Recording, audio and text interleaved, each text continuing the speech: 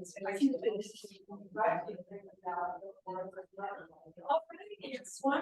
to National Library Week.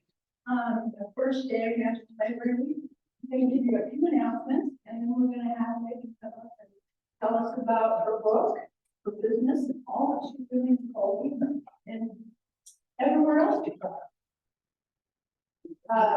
We have because of National Library Week, we have Megan speaking today, Sarah Prayers speaking tomorrow on the Amish Wife.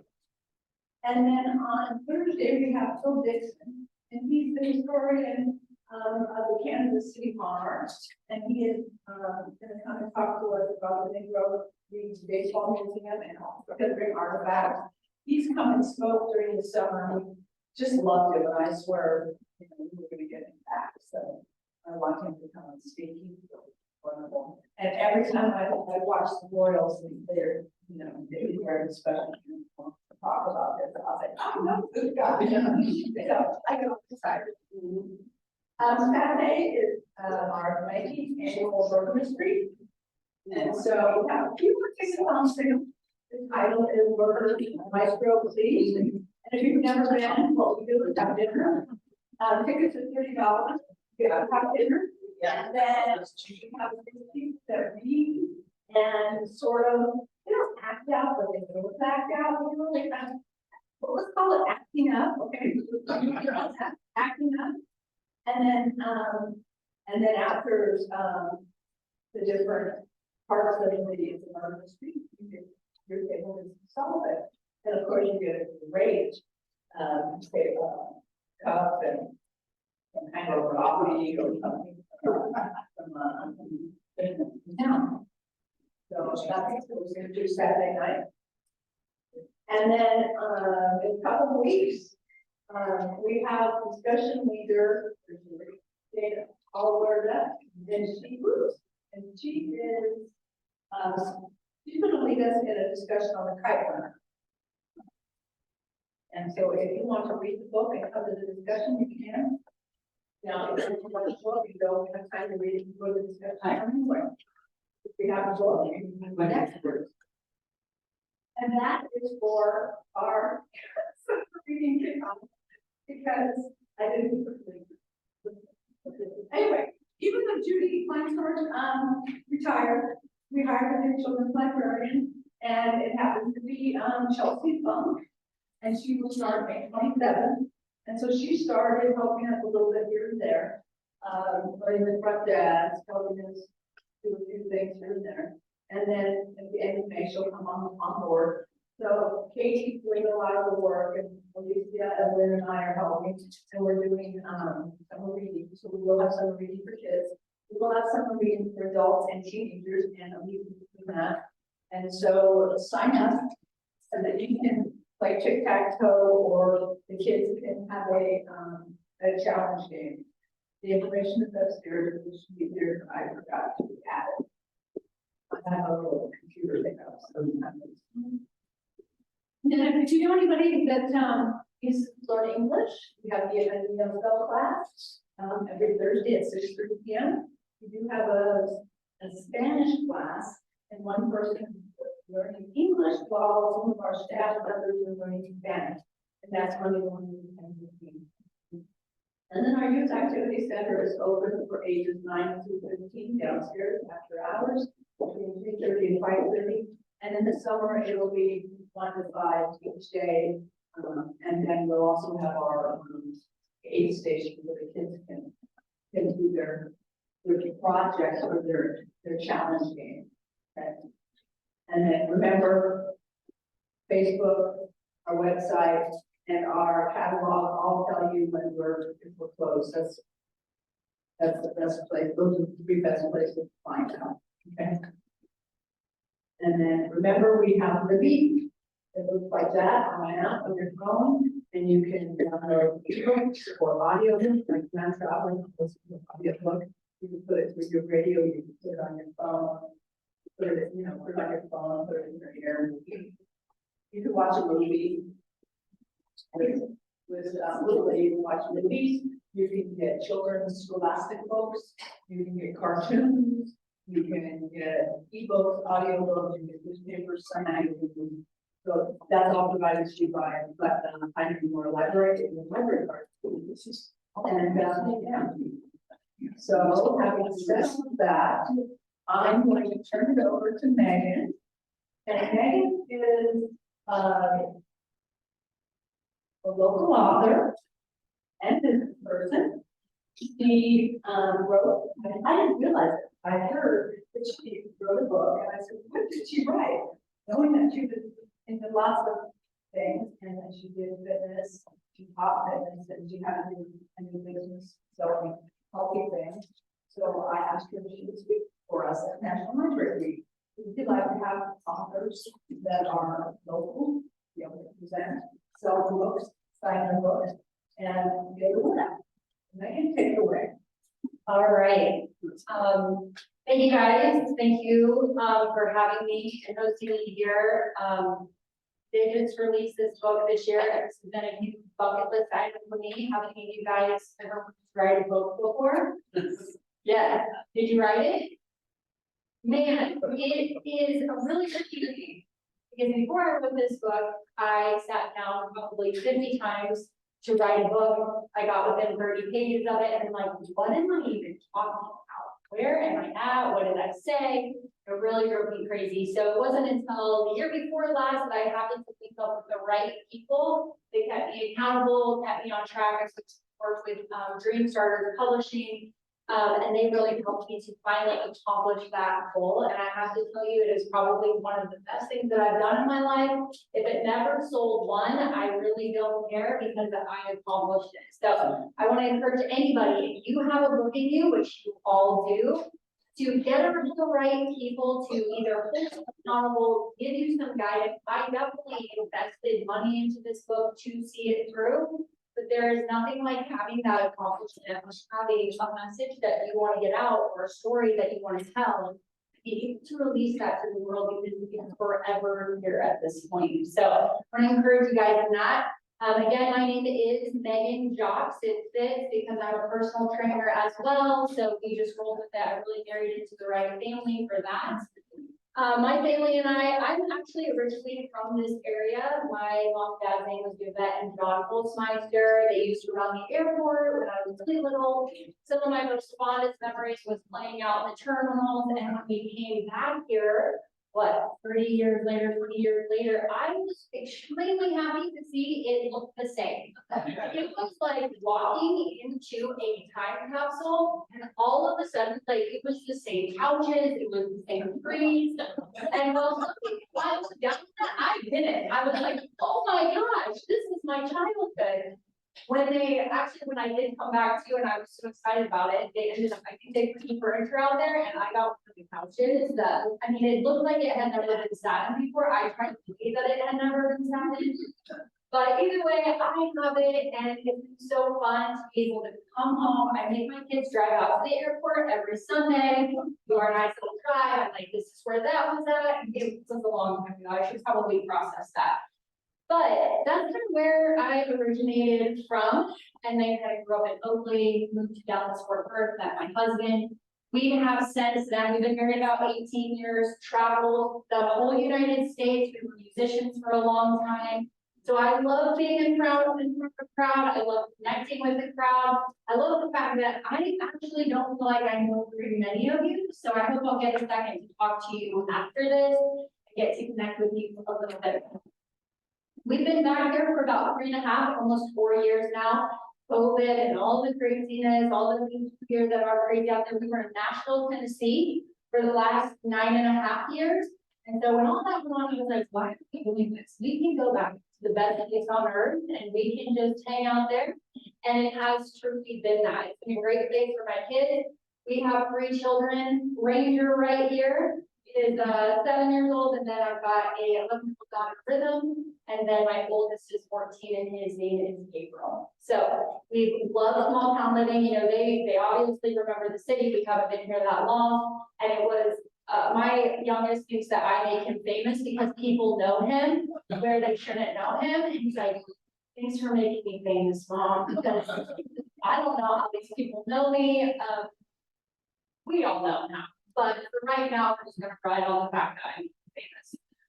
So it's been a great time being back here, and if you guys, have or haven't heard of me, I go by a lot of names. I go by the fitness girl, I go by the juice girl, I go by the tall girl. Mostly any of those will work. I'm a little more partial to not the tall girl, but only because I've had it my whole life. So you can call me any of those, but we have the juice shop down on Franklin. So maybe you've seen the big sign that says confident juice. I don't know how you could miss it, but that is ours. And then also I'm a personal trainer down at Full Confidence. I've been a personal trainer for about 18 years. I've worked with people from anywhere from 10 years old to 87 years old, and it's my passion in life. When we lived here when I was younger, I was doing mouse exercises at 4 a.m. when I was in kindergarten and first grade. My mom would get up and she's like, "What are you doing?" I was like, "I'm working out with Nikki. You want to do it?" So what? And so my passion for fitness has been since birth, and I realize that makes me a very, very small minority. But one thing that I want to talk to you guys today, again, my book is about confidence. One thing that I learned getting into fitness was that a fit body, toned muscles, any of the things that you might type confidence isn't actually what you think.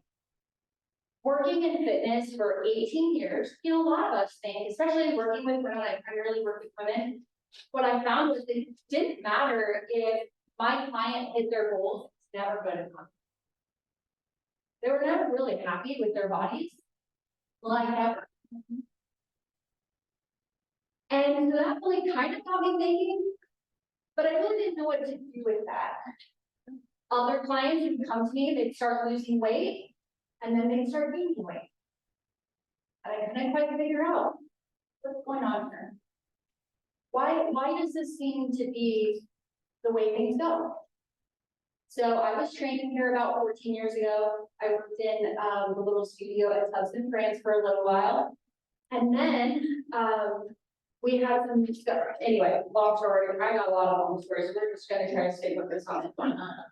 So I ended up getting a job in Nashville, Tennessee. I was 8 months pregnant. We did all of my interviews virtually. It was really kind of an interesting situation because I thought, why would you hire me at 8 months pregnant? I know nobody in that city. This makes no sense. But we went, I mean, who wouldn't? We're musicians, right? It's Nashville, where's we're gonna go. So despite not knowing anybody, Gabriel, he was 2.5 years old. We loaded up our budget truck. We look incredibly crazy. We are incredibly crazy. You should know that up front. We showed up to a house that we had never seen before. We just kind of took somebody's word for it. It worked out.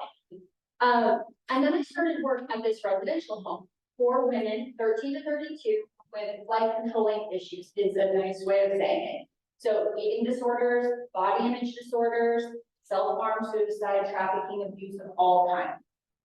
I went in thinking I knew what I was doing, okay? I was a personal trainer. I had been for about 6 years at that time. They hired me, so I must know what I'm gonna do. There was a couple concerns from family members, like, hey, really, yes, I've got it, big brother, I've definitely got it. Get there, I've got 40 residents that I have to organize all of their fitness plans for. No big deal, I've been doing this. I get to work, I start organizing all the different plans, how it's gonna work. And then I start sitting down with each girl individually, one by one. Some of them were so thin, they were about a pound away from going to the hospital. Like they wouldn't be able to be here. And I thought, well, let me ask you some questions. So how do you feel about your body?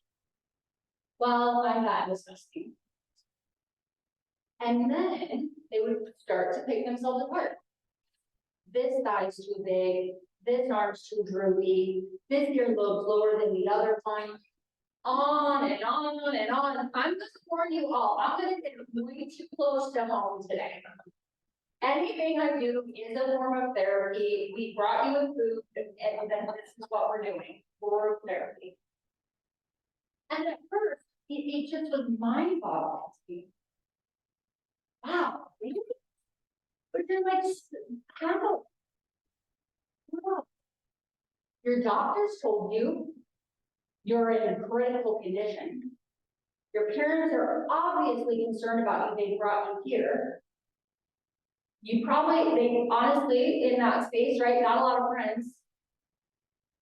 Everything around them said, this is not good, right? That's not true. But in here, it was true. What they saw in the mirror, that's what they saw. Didn't matter what anybody else said.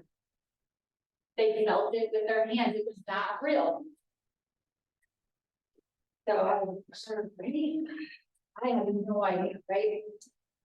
Then I talked to other girls, and it was so interesting to me because it wasn't just about weight, it wasn't just about size, it was, I remember one girl, she sat in my office and she said, you know, I'm just stupid. I am not smart at all. I failed most of my classes. She had all this evidence for why she was not smart. But when I would hear her around the house, she was one of the most intellectual, wise girls in the entire program. And I just could not figure out how we got here. So one resident after another, I started looking for common denominators. How do we get here? And why does it matter? Because here's the thing, a lot of us, me especially, when I got there, I thought I was in a place of authority, like I knew something. I quickly realized I did not know something really fast. And as one after the other gave me the same thing, and so often it was the opposite of what they said was true, was actually the truth. They lived their whole life, how they spent their money, how they spent their time, how relationships were built or not built, were all based out of this truth within them that I'm not smart, I'm fat, I do this, I'm not enough that.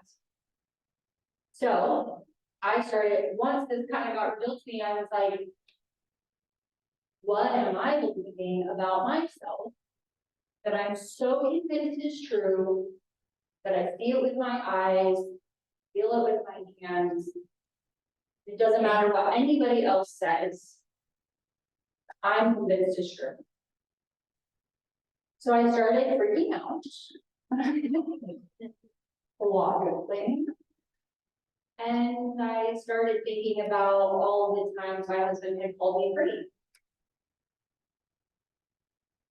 And all the times in my head, I told him a liar. All the times I said, oh, he's just being nice. He has to say that. Anytime anybody else gave me a compliment, oh, they're just being polite. Let me help everybody out. People aren't that polite anymore. So if you get a compliment, stick that in your pocket and question your own thoughts toward yourself. What makes someone right? What makes them wrong? What makes them, you know what I mean? Oh, I was devastated. Like some of your guys' faces are looking like right now. This is kind of a hard thing to process for a second. And it's been a hard thing for me to process. It was devastating at the time. Because for a second I thought, oh my gosh, my poor husband. Like even though he doesn't know that I called him a liar, wow. How is that costing me in my relationship? Like what would it be like to be called a liar almost every single day? My husband calls me on the phone every single day. He is this fantastic at business and very lucky. But I was really devastated by that. Like my own dysfunction, my own toxic thoughts, I wasn't aware of, I had no idea. This is my profession at that time. So I just think I'm really good at what I do.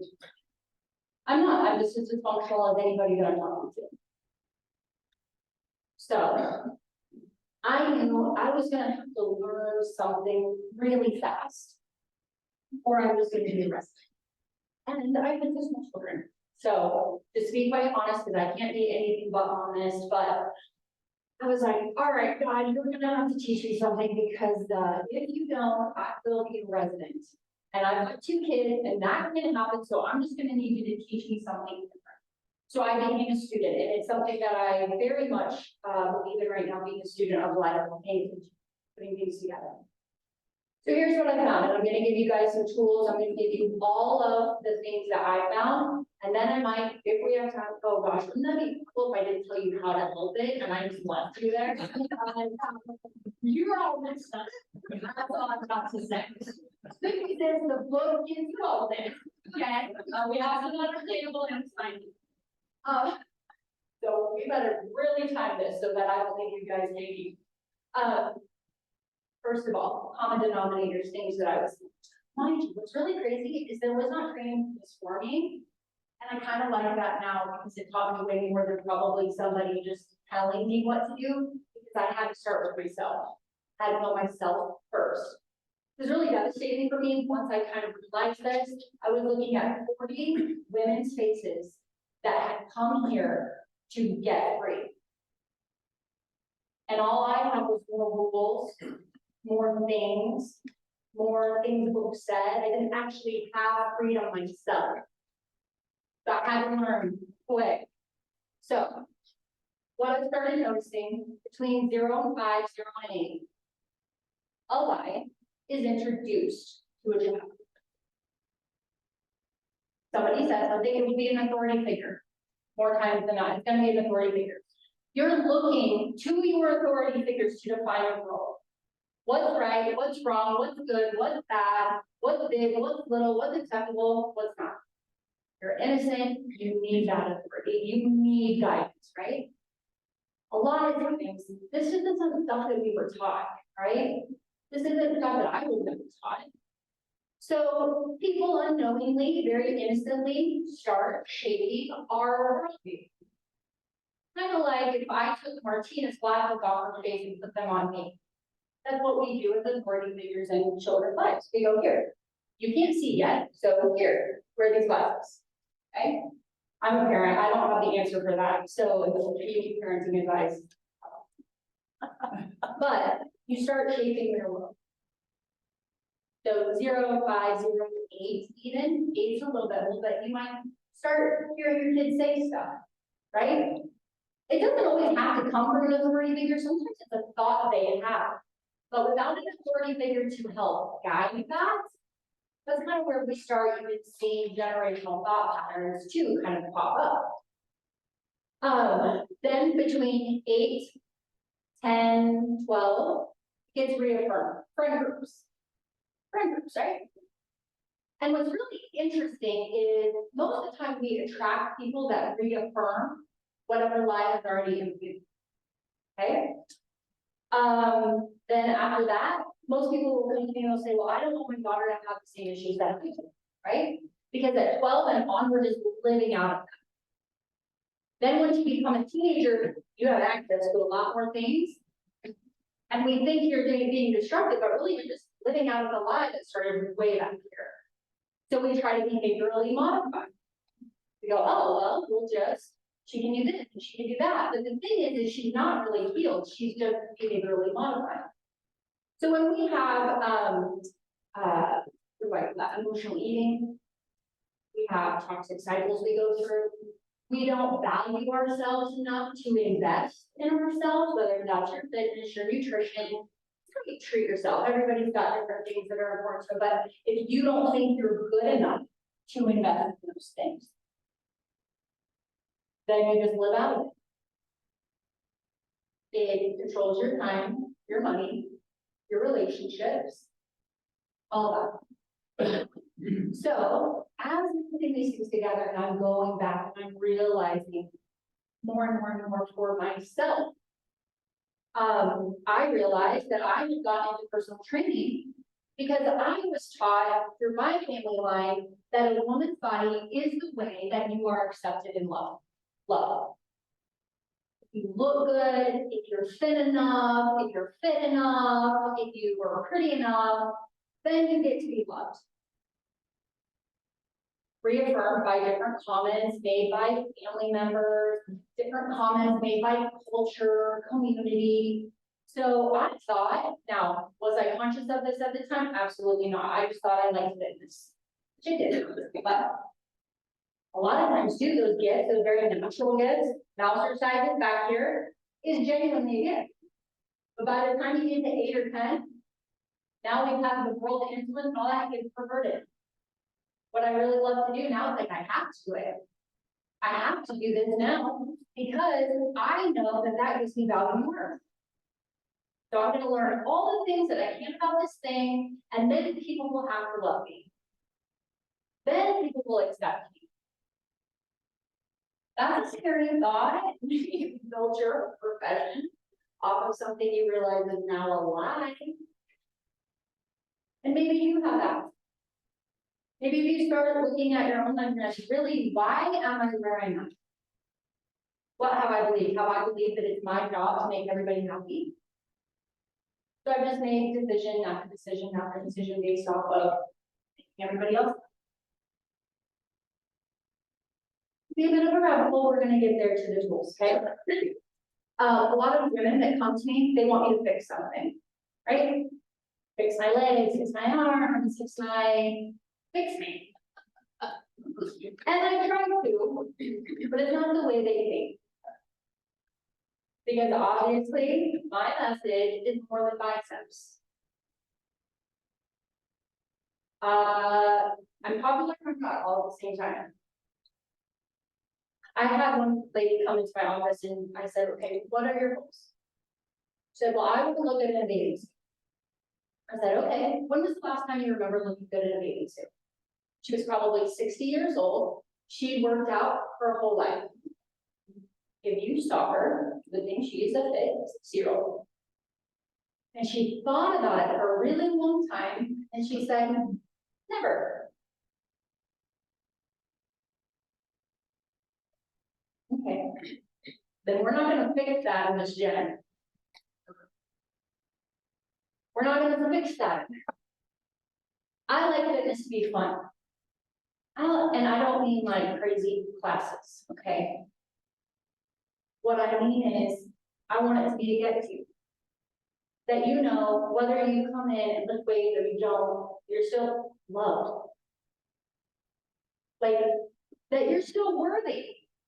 Just because you're not fit and you don't have big biceps, that doesn't make you any more loved or not loved or anything like that. If you ever thought that, it was a lie. And I'm so sorry that you lived to this point in life thinking that and carrying the shame that comes with it. Because let's be honest, it's a lot of shame. I normally tell people we'll lose 20 pounds real fast if you're just listening to me. There was a girl that called me, she wanted me to fix her tree trunk legs. So we were on the call, she was like, yeah, I am here, I'd like to fix these tree trunk legs. I'm like, okay, well, I'll fix your legs tree trunk. Oh, they just are. Oh, they just are. Well, you're telling me out of the billions of legs in this world, you have the tree trunks. Yes. She goes, well, you know, my sister's always had these little bird legs, and I always had those tree trunks. Okay. And again, sometimes like these lies are so nonchalant. We just need peace with them in a way. So they're just our truth, right? We just live out of them very matter of factly. This is how it is. This is how I am. This is what it is. So I said, when was the first time? And here's your first hint on how we heal this stuff once you identify it. To identify, maybe that's not true. At first, you're not going to know what's true or not. You're going to be like, that's actually true, and you start questioning everything. I'll give you my address if you need to call, okay? But I'm not a therapist. For those on the camera, wherever that. I'm not a therapist, so I'm not trying to talk like that. But it's like, when was the first time you remember there being something different with your life? Like, oh, I don't know. It's just always been that way. I don't know. Okay. Well, we're going to sit here and want you to really think about it. So she thought and thought, and then said, well, I don't know if this was the first time, but I do remember this one time when I had come inside and my dad and my sister were sitting on the couch, And I squeezed in between them and I threw my leg with my dad and he said, get that tree trunk off me, and shoved my leg off. And I was like, okay. Do you remember what you felt in that moment? What emotions like came up? Oh, I don't know. Guys, we're so good at surviving that we don't realize a lot of times we just survived. We just survived. So she thought about it, and so we disconnect emotionally, right? Like, no big deal. So let's think about it. Did you feel insecure? We have these little things up here called emotion wheels because our society is very emotionally disconnected because we've survived a lot. If you ever want to actually feel things again, which I know sounds scary, but we have emotion wheels. And it will give you a whole bunch of emotions because sometimes you don't know. And so I said, did you feel insecure? Did you feel, yeah, I did. Did you feel went through? Did you feel shame? Did you feel confused? Yes, yes. Hurt. But I think at that point, we don't even know that we're hurt because we're more confused. You kind of have this moment of being like, oh, is there something wrong with me? And when you're a kid and that chair is pretty big, you must, then there we go. Must be something wrong with me. Oh, my leg is a tree trunk, my sister's is not. So that must be the more desired thing. So what emotions did you experience now? She told me, and I said, okay. What do you think you needed? What do you think you needed to know? So then I don't know. I don't know what I needed. Did you need somebody to come in and give you a different perspective?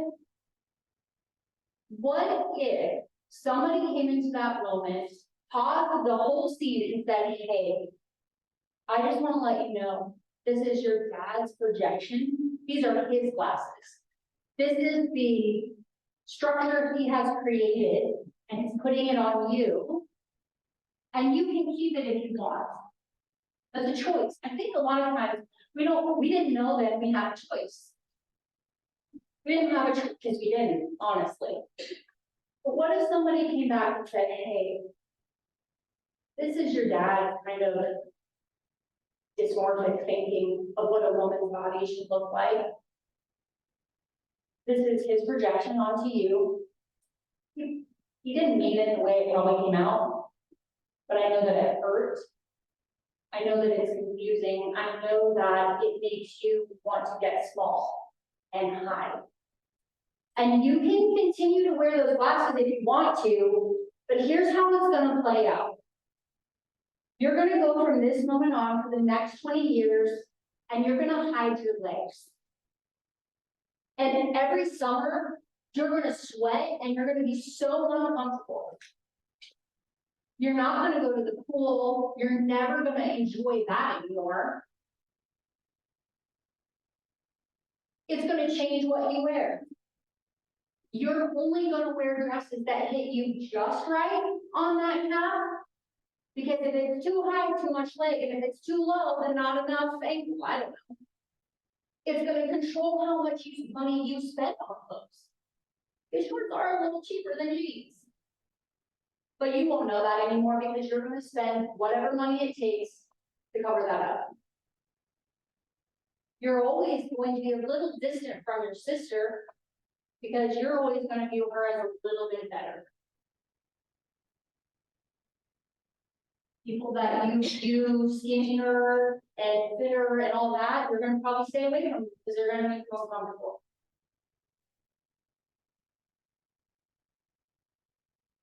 You're always going to feel just a little not good enough. So that's one choice. You can keep that if you want. But if you choose right now to know that that's his, and you don't actually have to believe it, here's how it's going to play out. You're going to have a blast every summer. You're going to swim with all your buddies. You're going to wear whatever swimsuit you want. You're gonna wear shorts, you're gonna really love summer actually, because you love gardening. And you love being outside.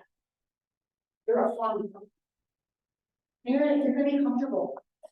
You're gonna be so wholeheartedly connected to your sister, because you're not comparing it. You won't even, what's there to compare?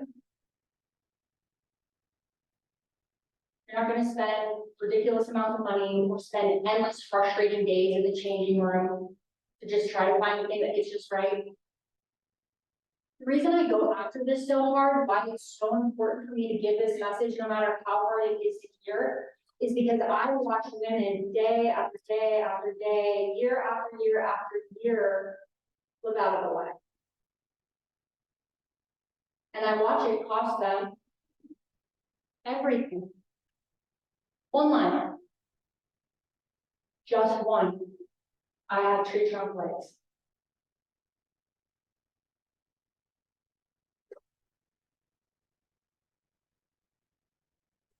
Brain is very powerful.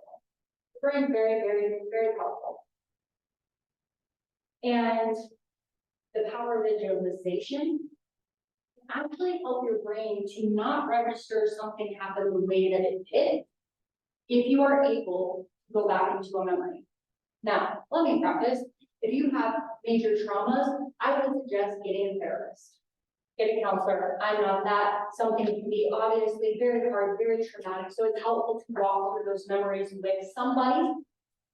But in the instance of the tree trunk leg or anything like that, what I do is I have them go back into the memory and freeze frame it at the moment after they experience the emotions of shame, confusion, any of that stuff. Name it and feel it. Give them a couple minutes. I want you to feel that feeling again. All of it. Have them close their eyes. I'll have them reenact the whole thing.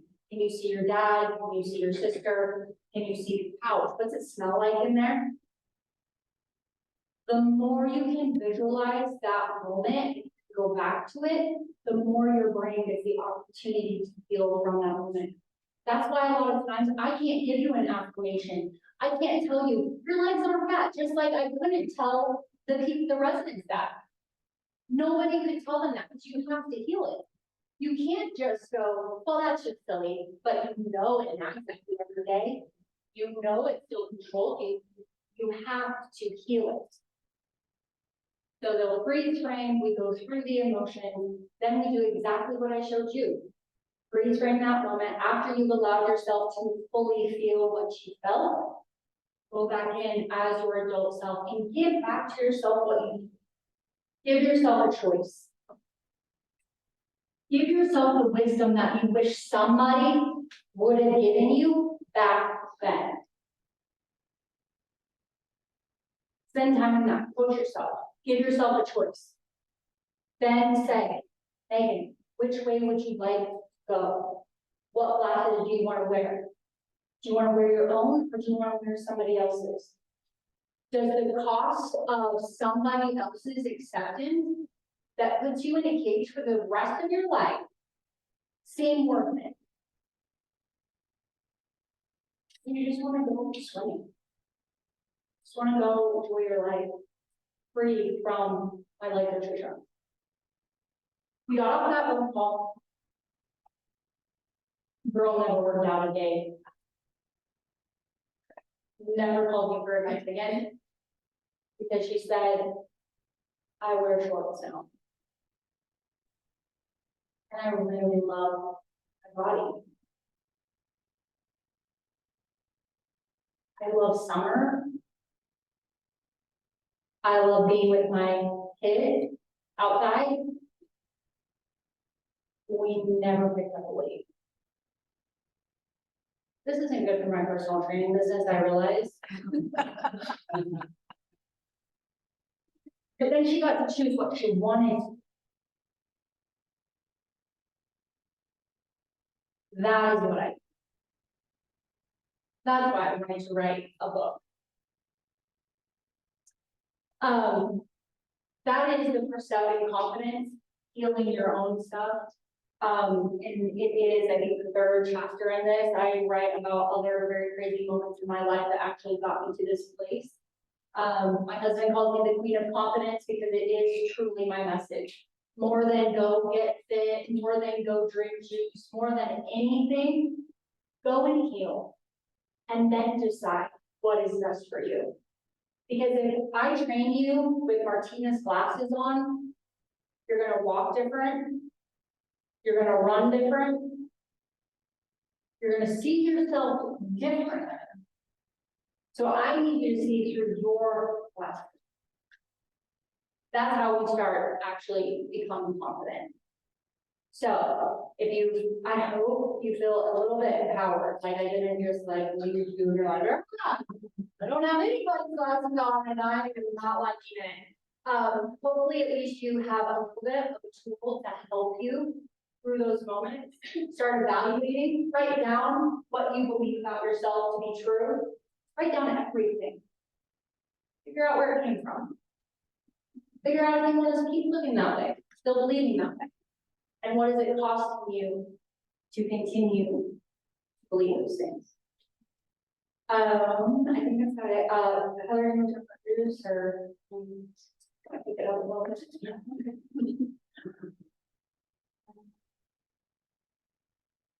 I'm Heather Dixon. I manage Confident Juice downtown, and I actually joined Megan's Full Confidence group personal training about almost 3 years ago now, and it has helped me. It's been amazing with my life.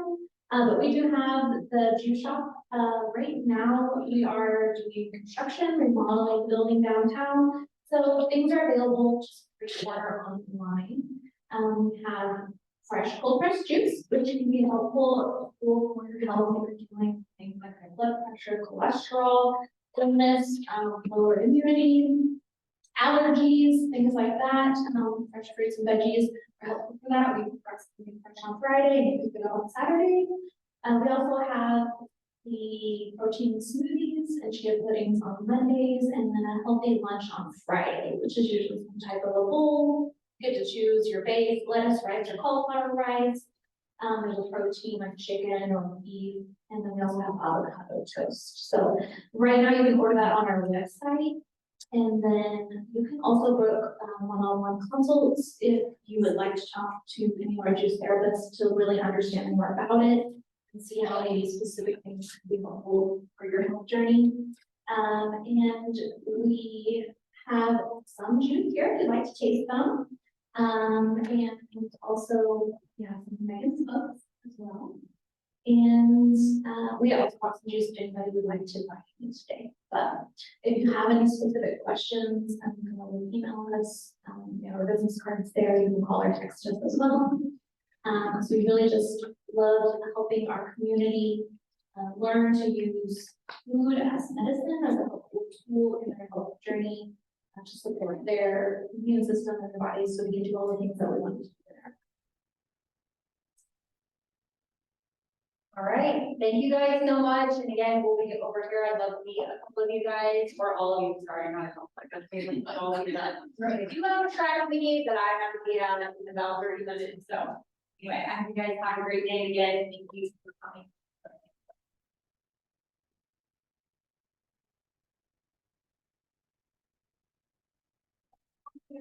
Thank you.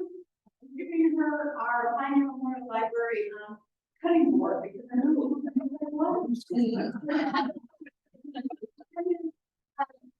part of the Pioneer Memorial Library, and what you just said, pull yourself up in the boots. Figure out, what makes those boots beautiful, and then a Pioneer Memorial Library model.